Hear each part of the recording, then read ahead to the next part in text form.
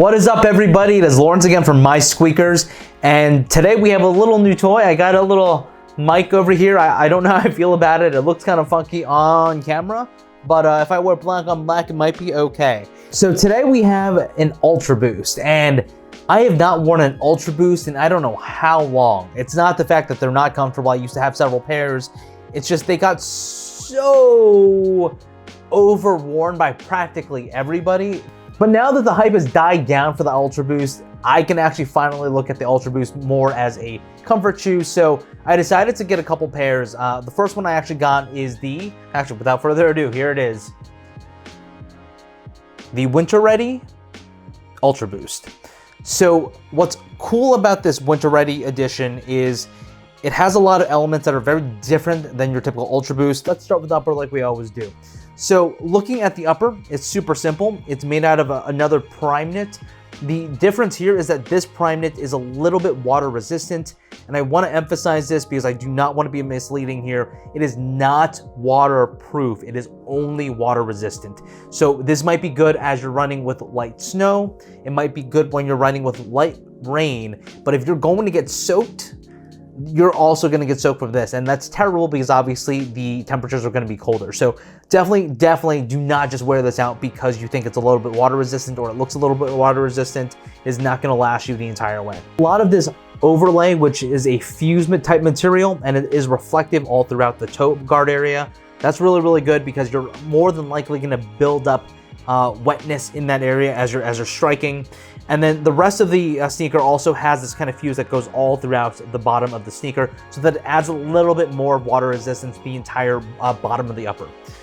On top of that, the cage is also a little bit different. So instead of having the 3 holes that you would normally have on the cage, you have a fully kind of unified cage on both the lateral as well as medial side, and you also have reflective details done in the 3 stripes. Moving back a little bit further, you have the Ultraboost 20 heel cup, which is kind of it's a cutout, and so it has a little hole over here, but it's pretty solid overall. You can definitely, you can't really squish down on it, and I think it feels a little more solid than your typical heel cup, but I'm not 100% sure. Moving back to the back, you have your pull tab, which also has a reflective detail, which is awesome. So there's reflectivity all throughout, obviously good for nighttime runs. Going up to the top of the sneaker, you have your lacing system. What I really like about what Adidas did with the lacing system is you see this is kind of the quick pull, you know, where you kind of pull all of it at once and then you kind of lock it down, and actually it's like dangling like on a mirror. And you pull it down and it tightens up over here.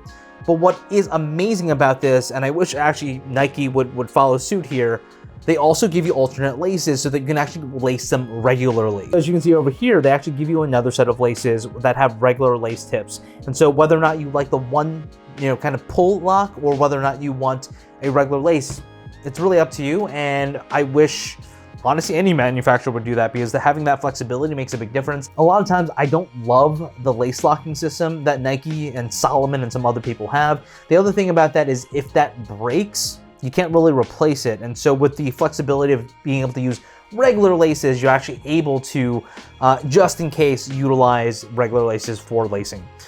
On the back of the sneaker, you also have some fuse over here to hold things together. What I really do like about this, and this feels amazing, you know, obviously on the camera you can't really feel it, but it feels really good. It has a very thick liner, and it has like a suede-ish liner. It's pretty soft, and I think that's gonna hold your foot in pretty well, and it feels better than, I would say, than the Ultraboost Limited or the DNA that I have that doesn't have that. Then going over to the midsole, there's not much change here. This is your typical Ultraboost setup, so lots of boost, lots of cushioning, great energy return. Down to the bottom, you're gonna have a little bit more rubber grip, so this has the same stretch web with the Continental rubber as your typical Ultraboost, but there is slightly more rubber on every single one of the ridges, so that's really good. So it should hold out a little bit better if you need to grip, or you're gonna slide a little bit less, but I wouldn't say that this is going to be a shoe that is gonna dig down really hard for those conditions. Like I said, this is probably light rain, light snow, and this is more about just in case and nice to have, and doesn't really replace anything that you would normally have with deep grooves or real full waterproofness that you might want from a running shoe that is going to be resistant to the elements. The last thing that I wanted to talk about is it was a little confusing for me. So on the tags as well as on the insole, It actually says cold.rdy and not winter.rdy. On the website, it definitely says winter.rdy. I double checked before I put this on camera. So if you, I think the cold.rdy as well as winter.rdy type of branding from Adidas is one and the same. My thoughts on this sneaker, I like it a lot, and I am actually a little kind of surprised by how much I like it. I have, like I said, I haven't had an Ultraboost in a really, really long time, and there's nothing wrong with the Ultraboost. It's an amazing sneaker, but it was just too many people were wearing it. With that said, the comfort is not as good as an Ultraboost or a regular knit Ultraboost. The reason is I actually think because there are deeper grooves with the rubber here, there's actually less contact with the boost directly, and so you actually feel less springiness because of it. And I wouldn't say it's dramatic, and it's still extremely soft and cloudy and comfortable, and you definitely feel the bounce, but it just is not fully there when it comes down to this versus the regular Ultraboost. So I went true to size here. I probably should have gone up a half a size. I'm probably going to do an exchange, which is why I haven't really brought these out too much yet. But for the most part, an amazing sneaker. I really like it. And, on those days where there's a little bit of rain, I'm definitely going to be rocking these because these are a lot more comfortable than boots. And that's it, guys. If you have any questions, definitely leave that in the comments below. If you like this content, definitely give me a thumbs up. And if you want more content, definitely squeak all over that subscribe button. But until next time, this is the winter.rdy / cold.rdy Ultraboost, done in black, black, black, and reflectiveness. Peace.